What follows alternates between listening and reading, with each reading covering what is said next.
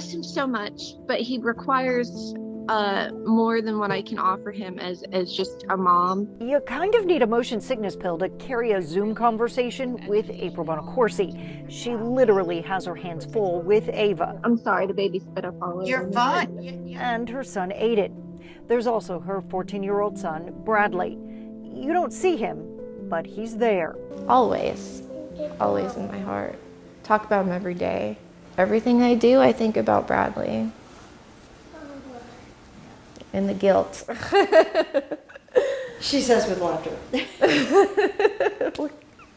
I can't cry 24/7. Guilt because Bradley is living at a residential treatment facility. I want my shoes off. You know how to take your shoes off, baby? While her son Aiden can communicate what he wants and pout when he doesn't get it, Be a big boy. Bradley is nonverbal and has autism.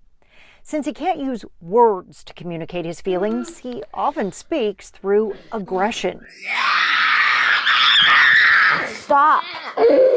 If you find this video tough to watch, imagine living it. He would wrap his whole body around your legs and bite you, and it would be to where, like, for a year I had like a piece of flesh that was just misshapen on my leg. He's very, very strong. It's children like Bradley that are at risk of being abandoned to the state's child welfare system. About 40% who come into care this way are teens. Of those with a listed diagnosis, 58% have severe behavioral or mental health challenges. 40% have a developmental disability, and many come into care with all of these things. But what do you think we need to do differently to keep these children from being abandoned? The systems aren't talking to each other. It's more putting out her fires. I asked the same question of more than 24 parents and child welfare organizations. There's no care coordination system. So it's kind of like everything needs to fit in this box. There was always a barrier. It was always some kind of barrier. They all mentioned the same problems. There are potentially 4 different state agencies involved in providing care, and there is little to no case management looking at the big picture. And that primary diagnosis, like bipolar or autism, tends to box children in to the type of care they can access. The analogy I would say is if you need vegetables, getting more hamburger isn't really going to help. And sometimes parents honestly deal with what they can get rather than what they need. Devin Orlin and Joe Sarah work for the Georgia Advocacy Office, a nonprofit that helps parents fight for what their child needs.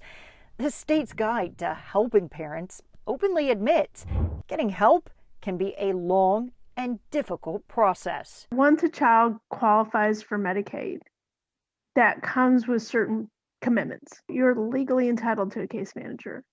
You're legally entitled to supports within the home.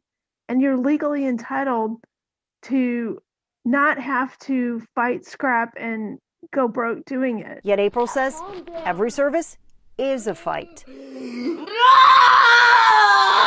Calm down.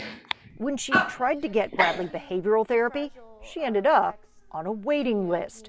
And when his behavior got too bad to ignore, his insurance sent him to a treatment facility in South Carolina, 4 hours away from home. That I thought, okay, it's going to be a couple months, and then he'll come back and we'll have a plan. 2 years later. Do you have any of that? No, I don't. Now, after 2 years, Bradley's insurance says this level of care is no longer a medical necessity. I know. The problem? They still can't find a local therapist that will work with Bradley's aggression. At discharge, services in the community and in the home must be identified, approved, and ready to go. But Bradley's insurance didn't want to wait. April felt she was being forced to pit the safety of her children against each other. And when she pushed back, she says her insurance offered a solution. Well, you can always give up partial custody to DFACS, and then he'll get the resources that he needs. You heard right. An insurance company, knowing how all these claims get shuffled, suggesting to a mom that she abandon her child in order to get him care. And April says that is the problem, not Bradley's aggression. Services should be the same, if not better, while in her custody, and she should be able to find them around where she lives. You better leave your brother alone. God dang it, Bradley, get off of me. But in that moment of exhaustion, parents like April do wonder, would their child be better off? You know, your mental health will decline. It's just a lot. For April, the answer is no. She's been able to fight for a little more time to make arrangements, but says whether hugging her leg in the kitchen, He's got the cutest little face, so I was like, well, boop. or biting it in a fit of rage, she wants Bradley in the family photos, because without him, the house just feels empty. Honestly, it's not really the house, it's me. I feel empty without my child. Sorry, I'm gonna cry. I feel empty without him. It's just how I feel on the inside, that I'm missing a huge piece.